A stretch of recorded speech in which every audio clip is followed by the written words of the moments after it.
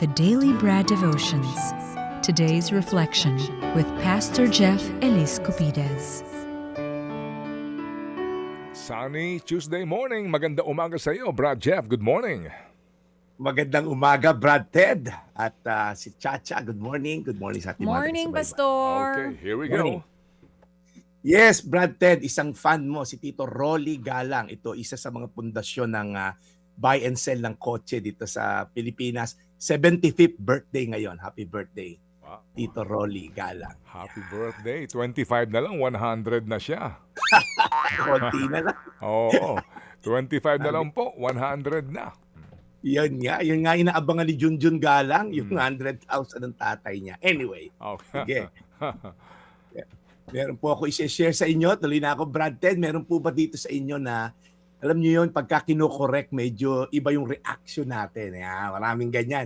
Minsan guilty rin tayo dyan. Yung ayaw natin napapagsabihan, mahirap tumanggap ng correction. Kapag may nagsabi ba sa atin na mali yan, or parang may attitude ka doon, o may pagkukulang ka dyan, ang automatic po ba nating response, minsan defensive, o minsan offended ka agad, or iba, denial. Alam niyo po, ang ganda ng verse sa Kawikaan 12:1, ang taong tumatanggap ng pagtutuwid sa kanyang pag-uugali ay nagnanais ng karunungan. Ngunit ang taong ayaw tumanggap ay hangal. Oy, maganda po ito kasi ang Proverbs po, lagi po niyang pinagko-contrast yung wisdom at yung foolishness. Yung tao pong wise, tumatanggap daw po ng correction. At yung taong foolish o yung hangal, ayaw daw po tumanggap ng rebuke. Sa Hebrew, ang salitang discipline or correction, it carries the idea of training, instruction, shaping. Hindi po siya punishment agad. Minsan ang correction, protection po pala. Okay? And correction is a sign of God's love. Kapag nagtutuwid siya, okay, hindi po yan attack. Yan ay pagmamahal. Sabi nga, sino bang mapagmahal na tatay na hindi kinokorek ang anak? So parang nakikita kasi po ng tayo, mga tatay na rin, ano? Nakikita na natin based on experience, nako, hindi maganda magiging ending na to. Nako, huwag may pasok yung kamay mo dyan sa electric fan. But then again, minsan tayo pag tumatanda na, parang ayaw na natin magpakorek. The Lord disciplines the one He loves, sabi nga sa isang verse. Para po yan Google or yung Waze. Naalala niyo po, pagka tayo ay namali ng liko, hindi naman nagagalit si Waze, di ba? Sinasabi lang niya, recalculating. Hindi siya galit, hindi kanya sinumpa dahil na-miss mo yung turn. Hindi, tinutulungan lang tayong bumalik doon sa tamang daan para doon sa ating destinasyon. Kaya, ang una po nating reaction dapat, listen before reacting. Huwag ka agad defensive. Makinig ka muna. Baka meron namang sense yung sinasabi niya na pagpupula sa'yo. Number 2, check if it's true. Pag may point siya, edi itama mo. Kung hindi naman, edi sabi mo, baka na-misinterpret mo lang, ito talaga yung gusto ko intention. Pangatlo, thank God for the correction. Hindi lahat nagmamalasakit sa atin. And lastly, mag-adjust lang tayo kung kinakailangan. Kaya as we end this morning, gusto ko lang po kayong tanungin, paano ka tumatanggap ng correction? Pangalawa, defensive ka ba or teachable ka? At lastly, may mga tao bang ginagamit si Lord para ituwid ang landas natin paminsan-minsan? Kawikaan 12:1, ang taong tumatanggap ng pagtutuwid sa kanyang pag-uugali ay nagnanais ng karunungan. Ngunit, ang taong ayaw tumanggap ay isang hangal. Ay po'y manalangin. Panginoon, salamat po sa katuruan ni Haring Solomon na kami naman, Lord, wala naman pong perpekto. So may mga taong nagmamalasakit sa amin, nagko-correct.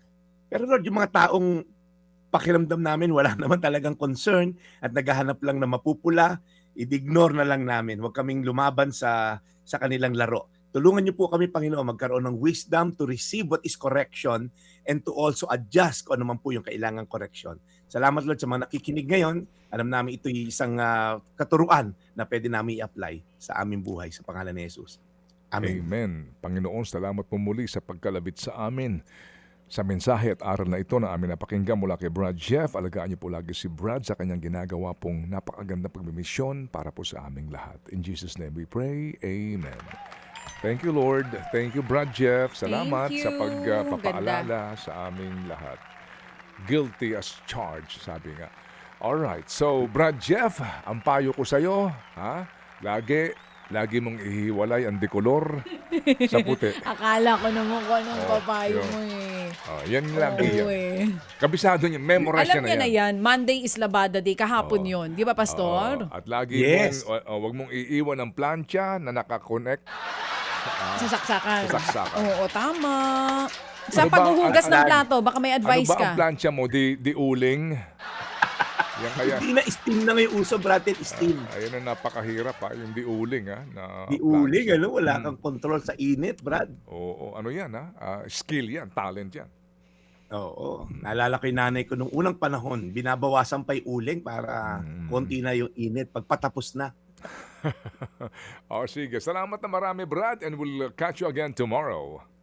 Maraming salamat, Ted. At siya, ito po yung Daily Brad, your daily dose of inspiration. And serving the people, Brad Jeffrey Scopides. Mga kapatid, para sa iba pang mga balita at impormasyon, sundan niyo po kami sa X, Instagram, Facebook at syempre sa TikTok, True Network PH. Mag-subscribe din po kayo sa aming YouTube channel, True Network. May website din po tayo, truenetwork.ph, at pwede niyo rin po kaming mapanood sa Channel 19 ng aming True FM TV. Lagi pa rin makinig sa radyo dito po sa 105.9 True FM dahil ito, laging true sa'yo, kapatid. Dito tayo sa totoo, tunay at tapat.